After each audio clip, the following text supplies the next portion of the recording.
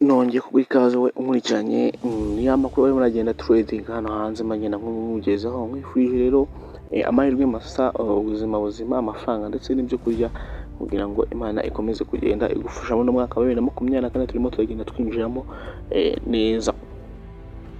Hari inkuru tugezeho rero wa mugabo witwa Kazungu w'umwicanyi, umugabo mwagiye mukurikirana ibyiwe yivuganya abantu benshi, bamwe babyita serial cyangwa se babicanye bafite ikibazo mu mutwe. Mwagiye mwumva byinshi kuri we mu makuru, ubu tugiye kumuganiraho rero byimbitse ndetse n'ikibazo afite cy'abaganga batangaje ku bwishingizi, ndetse tumenye no kuri wa musore yivuganye akamutabika ahantu nyuma umurambo ukaza kujya gutya ukaboneka. Mubwira ngo nta wundi muri kumwe n'uwa musore wanyu musanzwe umenyereye kuri YouTube channel yanyu, dusabwa no gukanda subscribe, like kugira ngo n'andi makuru nazajya ujye uyabona byihuse kandi ako kanya udatinde. Aho nari nibereye muri Mongolia, aho nsanzwe nibereye muri gihugu cya Mongolia, nagiye kumva numva amakuru kuba mbabwira ko no muri Mongolia nivuze ko ntari umunyarwanda wuje ibyangombwa, uvuga ko umubyeyi w'umunyarwanda ndetse n'umugabo w'umunyarwanda, ababyeyi banjye bose ni abanyarwanda gusa usibye ko ariho nkorera nyine. Nagiye kumva rero numva Moses wa muhungu ukora ku kinyamakuru Zafu aramamagara arambwira ngo gatete byakomeye, wa mwicanyi yongeye gukora amateka. Uyu mugabo rero wivuganya abantu batari bake akamujyana mu itangazamakuru aseka ntabona nta kibazo afite hamwe na gato. Umva ko umuntu usa nk'umuntu uteye ubwoba, iyo aba ari muri cya gihe cya kera cyo kuba bahanisha urupfu, uyu mugabo yari kuzicwa nabi ndetse bari kuzamuhana bamumanitse imbere y'abantu y'imbaga nyinshi, kuko yivuganya abantu bagera muri 7 aho ngaho ntabazwe.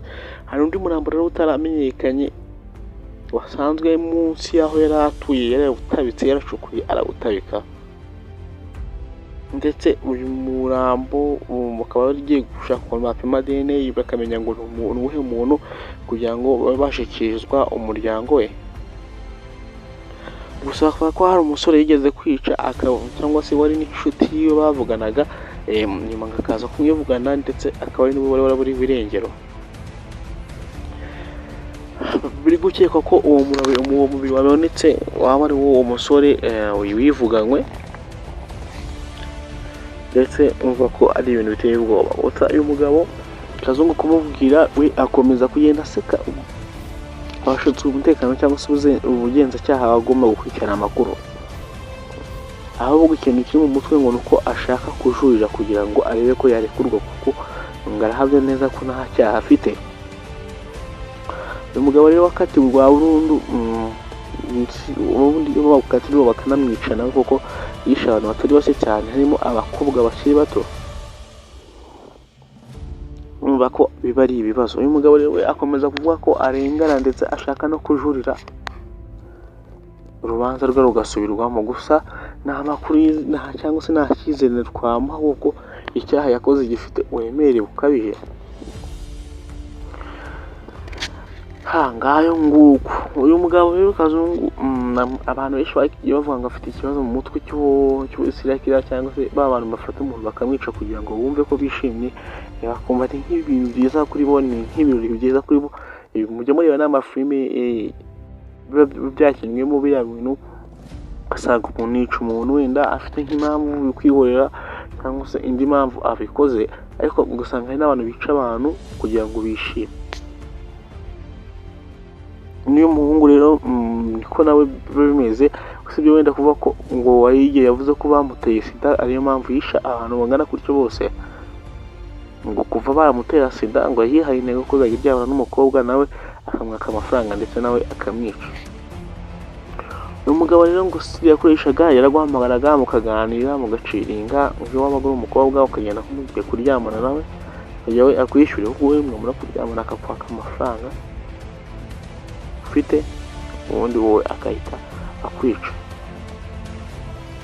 Uyu mugabo kugeza aka kanya ntabwo wavuga ngo yishe abantu bangana iki, kuko ngo barebye neza basanga harimo abantu bishe yagendaga yica ariko batazwe, ngo kuko yari yarabigize akazi. umva ko ni ibintu biba bibabaje.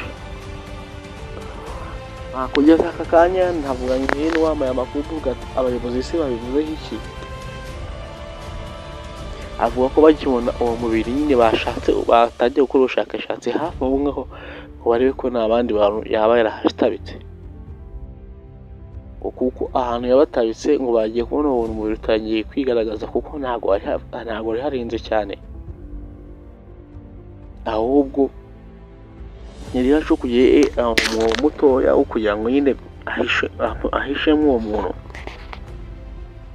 Rero cyageze uwo muntu aza kugaragara ubu ngubu bari no gukora ubushakashatsi kugira barebe ko bamenya uwo muntu ngo ninde, ndetse babe banamutangariza umuryango we, kuko harimo abantu benshi baba baragiye babura abantu babo ndetse bataba bazi ahantu bari bagiye, cyangwa se nk'umuntu uba wigiriye mu kazi yazindutse ukajya kubona amasaha yo gutaha ukanahagaje iminsi 10 ukwezi umwaka gusa, ahantu akagira ngo nuko abantu babayobye cyangwa se hari izindi gahunda bagiyemo cyangwa se barashimuswe, ariko burya abo bantu hari igihe baba barishwe